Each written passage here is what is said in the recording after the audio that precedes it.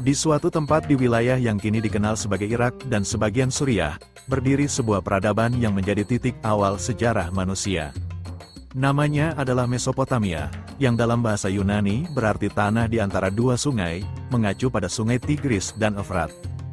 Mesopotamia bukan sekadar wilayah geografis, tetapi fondasi dari semua sistem yang kita kenal hari ini, tulisan, hukum, kota, astronomi, hingga pendidikan. Namun, di balik kejayaan yang sering disinggung dalam buku-buku sejarah, terdapat kisah-kisah mendalam dan fakta tersembunyi yang belum banyak diketahui publik. Salah satu fakta paling mengagumkan dari Mesopotamia adalah kelahiran kota pertama dalam sejarah umat manusia, yaitu Uruk, sekitar 4000 tahun sebelum Masehi. Disinilah kehidupan kota modern bermula dengan sistem pemerintahan, ekonomi, dan struktur sosial yang kompleks.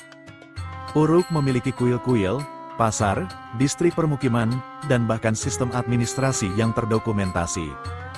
Kota ini bukan hanya menjadi pusat kekuasaan, tetapi juga pusat budaya dan pengetahuan. Bahkan istilah Irak dipercaya berasal dari nama Uruk, menunjukkan warisan budaya yang masih tersisa hingga hari ini. Mesopotamia juga menjadi tempat kelahiran sistem tulisan pertama dalam sejarah manusia, yaitu cuneiform, yang berarti berbentuk paku. Tulisan ini diukir menggunakan stylus pada lempengan tanah liat. Awalnya hanya digunakan untuk mencatat barang dagangan dan hasil panen, tetapi seiring waktu berkembang menjadi media ekspresi yang kompleks, digunakan untuk menulis hukum, puisi, surat, dan ilmu pengetahuan. Lebih dari sekadar simbol, cuneiform menjadi tonggak penting yang mengubah manusia dari masyarakat lisan menjadi masyarakat literasi. Dari sistem tulisan ini lahirlah salah satu karya sastra paling kuno yang pernah ditemukan, Epos Gilgamesh. Ini adalah cerita tentang seorang raja setengah dewa yang mencari keabadian setelah kehilangan sahabatnya, Enkidu. Di dalam kisah ini terdapat refleksi mendalam tentang kematian, pencarian makna hidup, serta pertanyaan tentang keberadaan Tuhan dan manusia. Salah satu bagian paling menarik dari epos ini adalah kisah banjir besar, yang mirip dengan cerita Nabi Nuh. Apakah ini kebetulan, ataukah kisah tersebut berasal dari sumber yang sama? Pertanyaan ini terus menjadi perdebatan di kalangan sejarawan dan teolog. Mesopotamia juga menciptakan sistem hukum tertulis pertama yang dikenal sebagai Kode Hammurabi.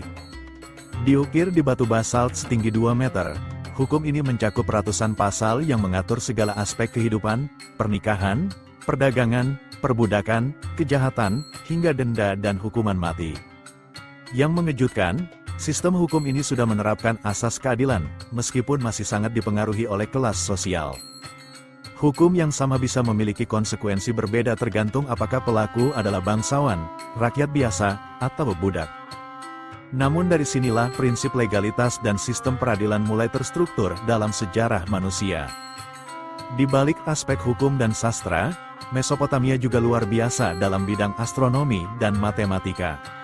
Mereka mampu mengamati pergerakan bintang dan planet dengan akurasi luar biasa, menciptakan kalender berbasis bulan dan matahari, serta mengenali siklus gerhana. Mereka juga mengembangkan sistem bilangan berbasis 60, yang hingga kini masih digunakan dalam satuan waktu, 60 detik dalam 1 menit, 60 menit dalam 1 jam. Bahkan banyak simbol astrologi dan konstelasi zodiak yang kita kenal sekarang berakar dari pengamatan langit oleh ilmuwan Mesopotamia ribuan tahun lalu. Salah satu pencapaian luar biasa dalam bidang arsitektur adalah pembangunan zigurat, struktur kuil bertingkat yang menjulang tinggi seperti piramida berundak. Zigurat terbesar, Eta Menanki, diyakini sebagai inspirasi dari kisah Menara Babel yang muncul dalam kitab suci. Bangunan ini bukan hanya pusat keagamaan, tetapi juga lambang hubungan antara manusia dan dewa, antara langit dan bumi. Zigurat menjadi pusat dari tata kota, dan disusun dengan perencanaan teknik sipil yang canggih untuk zamannya. Mesopotamia juga mengenal sistem edukasi formal yang terorganisir dengan baik. Sekolah-sekolah yang disebut Eduba didirikan di kota-kota besar, tempat anak-anak belajar menulis cuneiform, berhitung, dan mengenal hukum. Para siswa dilatih menjadi scribes, orang yang akan menjadi birokrat, guru, atau penasihat raja. Selain itu, perpustakaan besar juga dibangun, seperti perpustakaan Ashurbanipal di Ninive yang menyimpan ribuan lempeng tanah liat. Ini menjadi cikal bakal sistem pendidikan dan perpustakaan modern yang kita kenal sekarang.